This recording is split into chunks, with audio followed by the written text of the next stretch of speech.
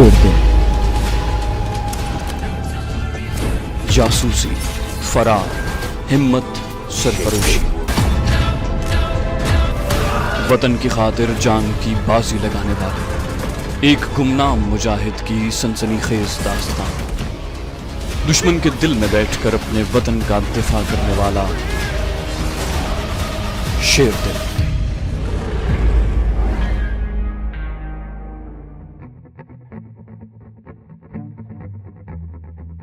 मुझे एक खुफिया मकाम पर ले जाया गया था जहां मुझे अपने मिशन पर रवाना होने से पहले तक कयाम करना था। ये जगह शहर से बाहर थी और इसकी तफसीलात पर मैं नहीं जाऊंगा। वहां मेरे लिए एक बैरक नुमा कमरा तैयार करवा दिया गया था। ये बिल्कुल वीरान जगह थी और आसपास कोई आबादी नहीं थी, न जंगल न खेत, बंजर सा मैदान चारों तरफ फैला हुआ था। यहाँ मेरे लिए इंतहाई सादगी की शक्ल में जिंदगी की हर सहूलत मौजूद थी। बावर्ची खाना कुछ फासले पर था, वहाँ और कोई मुलाजिम भी नहीं था। बावर्ची ही सुबह शाम खाना वगैरह पकाता और मुझे कमरे में दे जाता।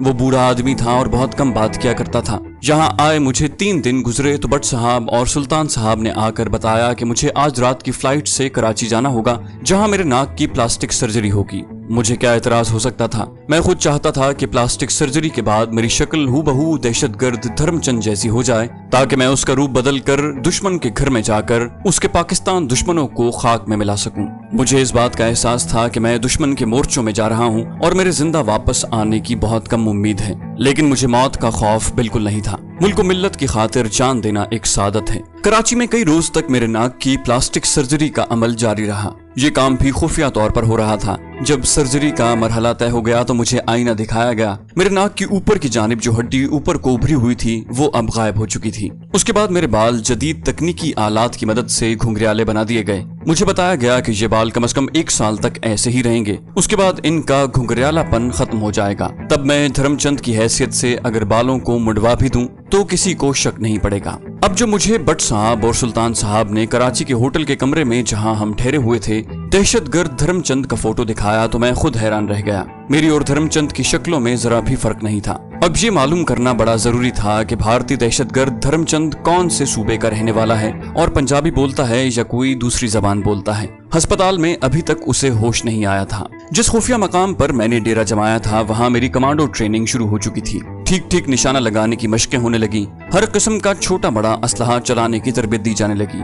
साथ साथ जिस्मानी वर्जिश सुबह शाम करवाई जाने लगी। मैदान में दौड़ाया जाता। पहले मैं मैदान का आधा चक्कर लगाने के बाद ही थक कर बैठ जाता और मेरा सांस फूल जाता था, लेकिन आहिस्ता आहिस्ता मेरा सांस पक्का हो गया और मैं मैदान के 2-3 चक्कर लगाने लगा। इस दौरान भट्ट साहब और सुल्तान साहब से रोजाना मुलाकात होती। वो आमतौर पर शाम के वक्त आते। एक रोज वो आए तो उनकी जबानी मालूम हुआ कि अस्पताल में जिंदगी और मौत की कश्मकश में मुब्तला भारतीय दहशतगर्द धर्मचंद को होश आ गया है। सुल्तान साहब ने कहा अभी उससे कोई बात नहीं की, सिर्फ उसे होश ही आया है। उम्मीद है कल शाम तक वो बात करना शुरू कर देगा और हमें ये पता चल जाएगा कि वो भारतीय पंजाब का रहने वाला है या किसी दूसरे सूबे से उसका ताल्लुक है। भट्ट साहब ने कहा उसका होश में आ जाना हमारे हक में बेहतर है। हम उससे ये भी मालूम कर सकेंगे कि भारत में उसके माता पिता और बीवी बच्चे किस शहर में रहते हैं और शिवसेना और राष्ट्रीय सेवक संघ के दहशतगर्दी के ट्रेनिंग सेंटर कहाँ कहाँ हैं। इन मालूमात के बाद तुम्हारा काम आसान हो जाएगा। मैंने कहा इसका जिंदा रहना मेरे लिए खतरनाक साबित हो सकता है। सुल्तान साहब बोले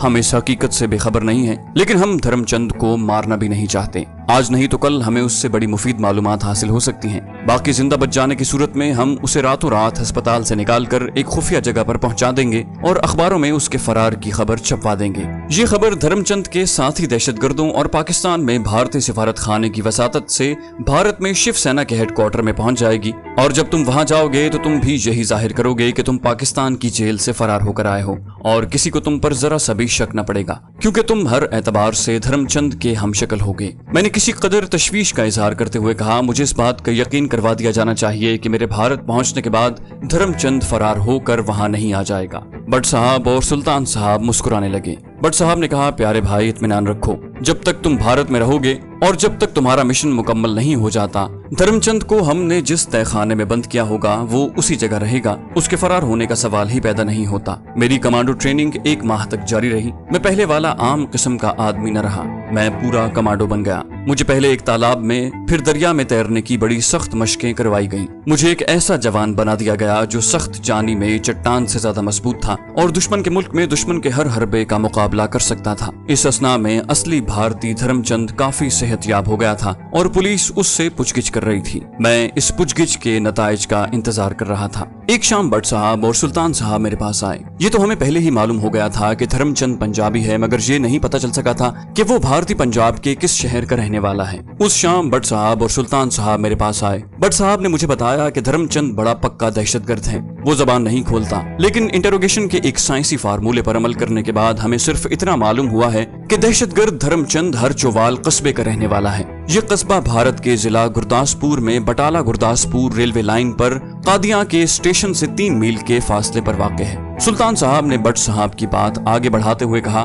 दूसरी जो अहम बात धर्मचंद की जबानी मालूम हुई है या हो सकी है वो ये है कि शिवसेना के ये पाकिस्तान दुश्मन दहशतगर्द अपने किसी हेडक्वार्टर से दहशतगर्दी की ट्रेनिंग हासिल करने के बाद बटाला के शिवा मंदिर में आकर इकट्ठे होते हैं और वहां से उन्हें किसी तरीके से तखरीबकारी के लिए पाकिस्तान में दाखिल कर दिया जाता है। इसका मकसद है कि तुम्हें बॉर्डर क्रॉस करने के बाद सबसे पहले बटाला के शिवा मंदिर में जाकर दूसरे भारतीय दहशतगर्दों से राब्ता पैदा करना होगा जो किसी न किसी भेस में वहां पर मौजूद होंगे, और अगर तुम उनका सुराग न लगा सके तो वो खुद भी तुम्हारे पास आ जाएंगे, क्योंकि तुम हूबहू धर्मचंद लगते हो और वो तुम्हें धर्मचंद ही समझेंगे। हरचोवाल कस्बे में धर्मचंद के घर वालों के बारे में जरूरी मालूमात तुम्हें बड़ी अक्लमंदी और मोहतात रहकर खुद हासिल करना होंगी, ताकि अगर तुम जब भी धर्मचंद के घर में जाओ तो तुम्हें पता होना चाहिए कि उसकी पत्नी है या बहन, उसके माता पिता जिंदा हैं या नहीं, उसके कितने भाई बहन और रिश्तेदार हैं। हमने धर्मचंद से उसके घर बार वालों के बारे में मालूमात हासिल करने की बेहद कोशिश की है, मगर वो हमें उसके बारे में कुछ नहीं बताता। उस पर तशद्दुद करते हैं तो वो बेहोश हो जाता है। बड़ा तजुर्बाकार और तरबियत याफ्ता भारतीय दहशतगर्द है। सिर्फ जहां वो रहता है उस कस्बे हरचोवाल और बटाला में जहां शिवसेना और राष्ट्रीय सेवक संघ के दहशतगर्द आकर जमा होते हैं, उस मंदिर का नाम बड़ी मुश्किल से और बड़े जतन करने के बाद मालूम हो सका है। मैं खुद पूरा ट्रेंड हो चुका था। मैंने उन्हें बड़े एतमाद के साथ कहा, इसकी आप फिक्र न करें, जितनी मालूमात आपने धर्मचंद से हासिल की है मेरे लिए उतनी ही बहुत है। बाकी सारे हालात मैं इंशाल्लाह वहां पहुंचकर मालूम कर लूंगा। सुल्तान साहब कहने लगे, मुझे यकीन है हैदर अली कि तुम इस आजमाइश पर पूरे उतरोगे और पाकिस्तान दुश्मन की दहशतगर्दी और तखरीबकारियों से हमेशा के लिए महफूज हो जाएगा इंशाल्लाह। भट्ट साहब और सुल्तान साहब वापस जाने लगे तो उन्होंने मुझे बताया कि कल से मुझे खुफिया कोड और सिग्नल्स की ट्रेनिंग दी जाएगी। ये छोटा सा कोर्स होगा, तुम पढ़े लिखे ज़हीन जवान हो, बड़ी जल्दी सब कुछ सीख जाओगे। ये ऐसी ट्रेनिंग थी जिसमें बाज़ चीजों को याद रखने की जरूरत थी। ये कोर्स भी मैंने कामयाबी से पास कर लिया। एक दिन दोपहर के वक्त भट्ट साहब और सुल्तान साहब आए। सुल्तान साहब ने आते ही अपने ब्रीफकेस में से उर्दू का एक अखबार निकाला और मेरे सामने रख दिया। एक खबर पर लाल पेंसिल से निशान लगा हुआ था। कहने लगे, हैदर अली ये खबर पढ़ो। अखबार के दूसरे सफे पर बड़ी सुर्खी के साथ खबर छपी हुई थी कि भारत का दहशतगर्द धर्मचंद, जिसे पुलिस अदालत में पेश करने के लिए ले जा रही थी, जिला कचहरी के बाहर से पुलिस को जुल देकर फरार होने में कामयाब हो गया है। पुलिस ने शहर की नाकाबंदी कर ली है और दूसरे शहरों की पुलिस को भी मुल्जिम को पकड़ने के लिए अलर्ट कर दिया है। मैंने खबर पढ़ने के बाद भट्ट साहब से कहा, धर्मचंद इस वक्त कहाँ है? सुल्तान साहब बोले, हमने उसे एक खास खुफिया मकाम पर पहुंचा दिया है। अगर धर्मचंद के सारे देवता भी आ जाएं तो धर्मचंद का सुराग नहीं लगा सकेंगे।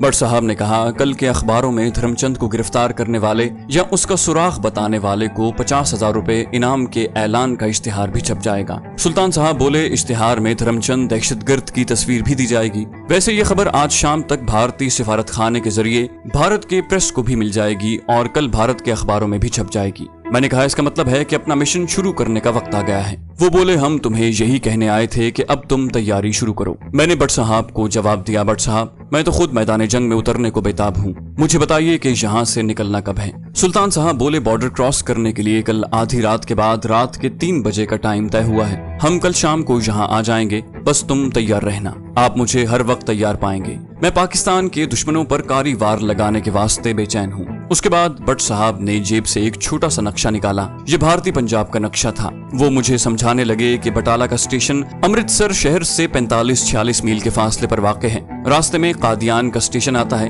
कादियान से 3 मील के फासले पर मगरिब की समत धर्मचंद का गांव हरचोवाल है, मगर मुझे अभी सीधे बटाला जाना होगा। उन्होंने कहा, बटाला में सतकरतारिया गुरुद्वारे के पीछे एक बाजार है। शिवा का मंदिर उसी बाजार में है। उस मंदिर को शिव जी का मंदिर भी कहते हैं और पार्वती जी का मंदिर भी कहते हैं, मगर ये शिव मंदिर के नाम से ज्यादा मशहूर है। तुम्हें सीधा उस मंदिर में पहुंचना है। अव्वल तो वहां पर मौजूद भारतीय दहशतगर्द तुम्हें पहचान कर खुद तुम्हारे पास आ जाएंगे। दूसरी सूरत में तुम्हें खुद उन्हें तलाश करना होगा। इस काम के लिए निहायत अक्लमंदी, होशियारी, एहतियात और कयाफा शनासी से काम लेना होगा। जिस खुफिया कोड जबान में तुम हमें अशद जरूरत के वक्त कोई पैगाम दोगे वो तुम्हें जबानी याद करवा दिया गया है और सिग्नल के इशारे भी समझा दिए गए हैं। मैंने कहा, जी हाँ, मुझे ये सब कुछ अच्छी तरह से जबानी याद हो गया है, लेकिन क्या उसके लिए मुझे कोई ट्रांसमीटर या वायरलेस सेट साथ ले जाना पड़ेगा? सुल्तान साहब कहने लगे, हम तुम्हें अमृतसर में एक आदमी का पता देंगे, उसका हुलिया और असली नाम और जिस नाम से वो अमृतसर में रह रहा है वो भी बता देंगे। हम तुम्हारे जाने के बाद उसे भी तुम्हारे बारे में बता देंगे और तुम्हारा हुलिया वगैरह भी उसे मालूम होगा। तुमने अगर भारतीय पंजाब में रहते हुए हमें कोई जरूरी पैगाम भिजवाना हो तो तुम अमृतसर में उस अपने आदमी से जाकर मिलोगे। उसके पास वायरलेस सेट मौजूद है जहां से तुम हमें खुफिया कोड में पैगाम दे सकते हो। बगैर किसी जरूरत के तुम उस आदमी के पास हरगिज नहीं जाओगे। मैंने पूछा, क्या ये हमारा जासूस है? बट साहब कहने लगे, आज की दुनिया में कोई मुल्क ऐसा नहीं जहां दूसरे मुल्क के जासूस मौजूद ना हो। पाकिस्तान में भी भारत के ऐसे जासूस जरूर मौजूद होंगे। ये लोग दूसरे मुल्क के सियासी, माशी हालात, फौजों की नकलो हरकत के बारे में अपने मुल्क को बाखबर रखते हैं। हर मुल्क की खुफिया पुलिस इन जासूसों के पीछे लगी रहती है और पकड़े जाने की सूरत में बैनुल अक़वामी कानून के मुताबिक इन पर मुकदमा चलाया जाता है और 7-8 साल के लिए इन्हें जेल में बंद कर दिया जाता है। लेकिन जहां दो मुल्कों की आपस में जबरदस्त दुश्मनी हो वहां जब ये जासूस पकड़े जाते हैं तो इन पर गैर इंसानी तशद्दुद किया जाता है और वहशियाना अज़ियतें दी जाती हैं। कई बार तो उन्हें गोली भी मार दी जाती है। इसलिए तुम्हें भारत में बेहद मोहतात होकर रहना पड़ेगा। तुम्हारे पकड़े जाने की सूरत में हम यहाँ बैठकर तुम्हारी कोई मदद नहीं कर सकेंगे। उसके बाद भट्ट साहब ने अपने उस आदमी का असली नाम बताया और वो नाम भी बताया जिस नाम से वो अमृतसर में भारतीय शहरी की हैसियत से रह रहा था। मैं ये दोनों नाम मुल्क की सलामती के पेश नजर आपको नहीं बताऊंगा क्योंकि ये जांबाज लोग अपनी जिंदगियां खतरे में डालकर अपने मुल्क के लिए खिदमत अंजाम दे रहे हैं। भट्ट साहब ने मुझे उस आदमी का हुलिया भी बताया और वो पासवर्ड भी जिसको बोलने से हमें एक दूसरे से अपना तारुफ करवाना था। ये पासवर्ड एक मुकालमे की शक्ल में था जिसका जिक्र भी यहाँ नहीं किया जाएगा। मैंने ये पासवर्ड अच्छी तरह याद कर लिया। भट्ट साहब और सुल्तान साहब दूसरे रोज रात का अंधेरा होते ही आने का कहकर चले गए। अगला दिन मैंने बाज कोड अल्फाज को जबानी याद करने में गुजार दिया। ये अगस्त का महीना था, बारिशें खूब हो रही थी मगर अब बरसात का जोर खत्म हो चुका था क्योंकि अगस्त के महीने के आखिरी दिन थे। रात का अंधेरा खत्म होते ही भट्ट साहब और सुल्तान साहब अपनी छोटी सी पुरानी जीप में सवार होकर आ गए। वो मेरे लिए खद्दर का एक पुराना कुर्ता और पाजामा और चप्पल अपने साथ लाए थे। ये पाजामा तंग मोरी का था जैसा कि भारत के हिंदू पहना करते हैं। मुझे भारतीय करेंसी में 50-60 रुपए भी दिए गए। हमने एक साथ बैठकर खाना खाया। रात 10 बजे तक भट्ट साहब और सुल्तान साहब मुझे बात जरूरी बातें अच्छी तरह समझाते और ज़हन नशीन करवाते रहे। फिर सुल्तान साहब ने कहा, हैदर अली तुम थोड़ी देर आराम कर लो, हम तुम्हें वक्त पर जगा देंगे। तुम्हारे लिए 2-3 घंटे की नींद लेना जरूरी है। मैं दूसरे कमरे में जाकर बिस्तर पर लेट गया। छत के साथ पंखा चल रहा था। मैं सोचने लगा कि मौत के जिस मिशन पर मैं जा रहा हूँ क्या वहाँ से जिंदा वापस आ सकूंगा। ये मैं महज तकाज़ाए बशरी के तहत सोचने लगा था। दूसरे लम्हे मैंने इस किस्म के कमजोर ख्यालों को अपने जहन से निकाल कर फेंक दिया क्योंकि इस किस्म की बातें सोचने वाला कमांडो दुश्मन से लड़ नहीं सकता। मुझे अपनी प्यारी और मोहब्बत करने वाली बीवी ज़ेबुन्निसा का ख्याल आ गया। उसकी शक्ल मेरी आंखों में फिरने लगी। फिर वो मंजर याद आ गया जब उसके वैगन के परखचे उड़ गए थे और वो आग के शोलों में बदल गई थी जिसमें मेरी बीवी सवार थी। मेरा खून खौल उठा। मुझे उन मासूम औरतों, बच्चों और बेगुनाह पाकिस्तानी शहरियों का ख्याल आने लगा जो भारत के दहशतगर्दों के हाथों पाकिस्तान में शहीद हो गए थे। मैं भारत के दहशतगर्दों से अपनी बीवी और अपने शहीद पाकिस्तानी भाई बहनों का बदला लेने के लिए बेचैन था। मैं बिस्तर से उठकर बैठ गया। कमरे की बत्ती मैंने बुझा दी थी। कमरे में अंधेरा था। थोड़ी देर बिस्तर पर बैठा मैं अंदर ही अंदर इंतकामी जज्बात से खौलता रहा। फिर लेट गया और अपने ऊपर नींद तारी करने की कोशिश की। फिर मुझे नींद आ गई। जिस वक्त भट्ट साहब ने मुझे जगाया उस वक्त रात के 2 बज रहे थे। मैंने उठकर हाथ मुंह धोया। जो भारतीय कपड़े वो मेरे लिए लाए थे वो कपड़े पहने। मुझे एक बार फिर खुफिया कोड के अल्फाज की मशक करवाई गई क्योंकि ये कोड मैं लिख कर अपने पास नहीं रख सकता था। मुझे इसे याद करना था। जब सब तैयारी मुकम्मल हो गई तो हम कमरे से बाहर निकल आए। बाहर आकर मैंने देखा कि आसमान पर एक भी सितारा नहीं था। बादल छाए हुए थे। ठंडी ठंडी हवा चल रही थी। मैं भट्ट साहब और सुल्तान साहब के साथ जीप में बैठ गया। भट्ट साहब जीप खुद चला रहे थे। जीप कच्चे रास्ते पर चल पड़ी। ये कच्ची सड़क बंजर मैदान से होती हुई एक पक्की सड़क पर आ गई। उस सड़क पर जीप कोई 10-15 मिनट तक चलने के बाद एक बार फिर कच्चे रास्ते पर पड़ गई। अंधेरे में कहीं कहीं दरख्तों के हयूले नजर आ रहे थे। न मैंने उनसे पूछा कि हम किस तरफ जा रहे हैं, न उन्होंने कुछ बताया। हम तीनों खामोश बैठे थे और जीप कच्चे मैदान में तेजी से जा रही थी। कोई आधे घंटे के बाद हमारी जीप एक जगह दरख्तों के नीचे जाकर रुक गई। बट साहब और मैं जीप में बैठे रहे। सुल्तान साहब बोले अपना आदमी यहीं कहीं होगा। फिर वो जीप से उतरे और दरख्तों की तरफ चले गए जहाँ काफी अंधेरा था। थोड़ी देर बाद वो वापस आए तो उनके साथ एक आदमी भी था। जीप की बत्तियां बुझी हुई थी। वो आदमी धुंधला सा नजर आ रहा था। लिबास से वो कोई देहाती लगता था। यह आदमी जीप से चंद कदमों के फासले पर आकर रुक गया। सुल्तान साहब अकेले हमारी तरफ आए और मुझसे मुखातिब होकर बोले, दोस्त हम तुम्हें खुदा के सुपुर्द कर रहे हैं। यह आदमी तुम्हें अपनी हिफाजत में बॉर्डर क्रॉस करवा कर भारत में पहुंचा देगा। सुल्तान साहब और बट साहब बारी बारी मुझसे गले मिले। बट साहब ने बड़ी गर्मजोशी से मुझसे मुसाफा करते हुए कहा, सारी कौम इस वक्त सो रही है, सिवाय हम दोनों के और किसी को मालूम नहीं कि तुम इस अज़्म के साथ मौत के मुंह में जा रहे हो कि कौम सुख की नींद सो सके। तुम्हारी ये कुर्बानी कौम की नजरों से ओझल रहेगी, मगर खुदा के दरबार में तुम्हें इसका बड़ा अजर मिलेगा। मैंने अपने जज्बात को जब्त करने की कोशिश करते हुए कहा, खुदा पाकिस्तान की हिफाजत करे। इससे आगे मैं कुछ न कह सका। बट साहब जीप के पास ही खड़े रहे। सुल्तान साहब मुझे लेकर उस देहाती के पास आ गए जो अंधेरे में खामोश खड़ा था और जिसने मुझे बॉर्डर क्रॉस करवाना था। सुल्तान साहब ने उस आदमी का नाम लेकर कहा, जाओ होशियार होकर जाना। उस देहाती ने सिर्फ इतना कहा, अल्लाह मालिक है, और मुझे अपने साथ लेकर खेतों की तरफ चल पड़ा। ये खेत कहीं कहीं थे। जमीन ज्यादातर बंजर थी। सिर्फ एक पतली सी पगडंडी थी जिस पर हम चले जा रहे थे। मेरा गाइड आगे आगे था और मैं उसके पीछे पीछे चल रहा था। महसूस हो रहा था कि आसमान पर बादल झुके हुए हैं और किसी भी वक्त बूंदाबांदी शुरू हो सकती है। मुझे सुल्तान साहब ने जीप में ही हिदायत कर दी थी कि मैं अपने गाइड से बगैर अशद जरूरत के कोई बात न करूं। ये देहाती गाइड भी बड़ी खामोशी से चला जा रहा था। रात का अंधेरा चारों तरफ छाया हुआ था। बादलों की वजह से अंधेरा ज्यादा गहरा हो गया था, लेकिन इस अंधेरे में कुछ दूर चलने के बाद दरख्तों के धुंधले से खाके नजर आना शुरू हो गए थे। खेतों का सिलसिला खत्म हो गया और बंजर मैदान आ गया। यहाँ जमीन बिल्कुल चटियल थी। दूर दूर दरख्तों के स्याह खाके जरूर दिखाई दे रहे थे। फिर एक खाला आ गया। हम उसके पुल पर से गुजर गए। ये सेम का नाला मालूम होता था। अंधेरे में मुझे उसके पानी की एक झलक नजर आई थी। मेरा गाइड अब मेरे साथ चलने लगा था। एक जगह पहुंचकर उसने मुझे बैठ जाने का इशारा किया। मैं बैठ गया। वो आगे चला गया। थोड़ी दूर तक वो मुझे नजर आता रहा, फिर मेरी नजरों से ओझल हो गया। मैं रात के अंधेरे में जमीन पर बैठा इधर उधर देख रहा था।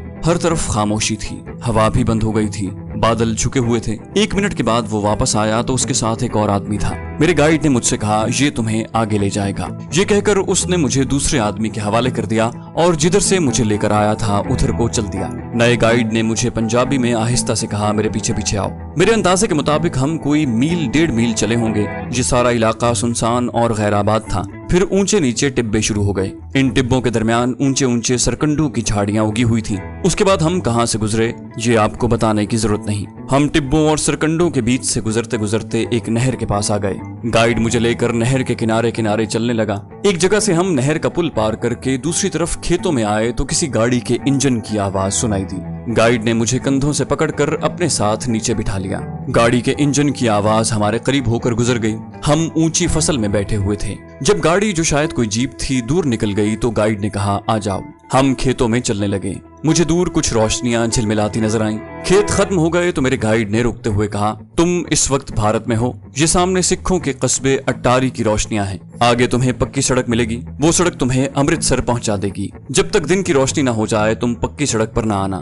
खेतों खेत चलते जाना। दिन निकल आए तो बेशक सड़क पर आ जाना। तुम्हें कोई ना कोई बस जरूर मिल जाएगी। उधर बड़े कारखाने हैं। इन कारखानों में काम करने वालों को लेकर अमृतसर से बसें चलना शुरू हो जाती हैं। कोई तुमसे पूछे तो कह देना कि भल्ला साहब के कारखाने से रात को ड्यूटी देकर आ रहा हूँ। भल्ला साहब के कारखाने में बिजली का सामान तैयार होता है। बस अब जाओ। वो मुझसे जुदा हो गया। मैं आगे चल पड़ा। इससे पहले जायरीन की एक जमात के साथ मैं लाहौर से दिल्ली गया था। अमृतसर के स्टेशन से हमें बाहर जाने की इजाजत नहीं थी। मैंने अमृतसर का स्टेशन देखा हुआ था। ये सारा इलाका मेरे लिए अजनबी था। काले काले दरख्तों की एक कतार दूर तक चली गई थी। इन दरख्तों के दरमियान पक्की सड़क थी। सड़क को मैंने करीब से देखा और गाइड की हिदायत के मुताबिक उससे हटकर खेतों खेत सड़क के बिल्कुल मुतवाजी चलने लगा। उस वक्त आसमान पर सुबह की धुंधली सी सफेदी बादलों के पीछे से जाहिर होने लगी थी। मेरे पास कोई घड़ी वगैरह नहीं थी। मैं चलते चलते कुछ थक भी गया था। एक जगह बैठ गया कि दिन की रोशनी हो जाए तो सड़क पर आ जाऊं और किसी बस वगैरह में सवार होने की कोशिश करूं। अटारी के कस्बे की रोशनियां, जो यकीनन वहां किसी कारखाने की रोशनियां थी, अब थोड़ी पीछे रह गई थी। मैं भारतीय हिंदू धर्मचंद के रूप में दुश्मन मुल्क भारत में दाखिल हुआ था। इस किस्म के एडवेंचर और जासूसी के मिशन का मुझे कोई तजुर्बा नहीं था। मुझे हर तरह से ब्रीफ कर दिया गया था और मैं खुद एतमादी के साथ हिंदी जबान में भी बात कर सकता था। लेकिन मेरी एक कमजोरी भी थी जिसका मेरे पास कोई इलाज नहीं था और वो मेरा राज फाश कर सकती थी। ये कमजोरी अपने वतन पाकिस्तान में मेरी सबसे बड़ी ताकत और शनाख्त थी, मगर दुश्मन हिंदू मुल्क में यही मेरी सबसे बड़ी कमजोरी थी। वो कमजोरी ये थी कि मेरे मुसलमानी हो चुकी थी। ये कमजोरी मुझे दुश्मन के आगे बेनकाब करके मेरी असलियत जाहिर कर सकती थी। दूसरी बात जिसका मुझे उस वक्त अचानक ख्याल आ गया था, ये थी कि भारतीय दहशतगर्द धर्मचंद की कमर पर शिवसेना और राष्ट्रीय सेवक संघ का स्वास्तिका का निशान गदा हुआ था। मैं अगरचे भारतीय दहशतगर्द धर्मचंद का भेष बदल कर अपने मिशन की तकमील के लिए भारत में दाखिल हुआ था,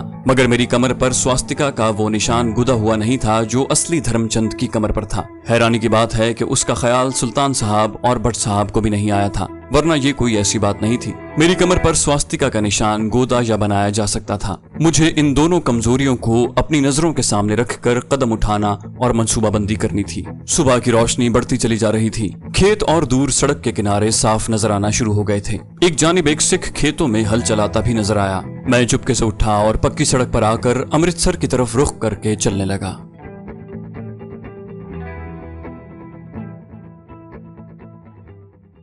तो दोस्तों, ये थी हमारी आज की एपिसोड। उम्मीद करते हैं आपको हमारी कहानी पसंद आई होगी। जाने से पहले इस वीडियो को लाइक कीजिए और शेयर करना मत भूलिए। कमेंट करके हमें बताइए कि आपको हमारी वीडियो कैसी लगी, और अगर अभी तक आपने इस चैनल को सब्सक्राइब नहीं किया तो इसे सब्सक्राइब कीजिए और बेल आइकन दबाकर ऑल नोटिफिकेशंस ऑन कर लीजिए।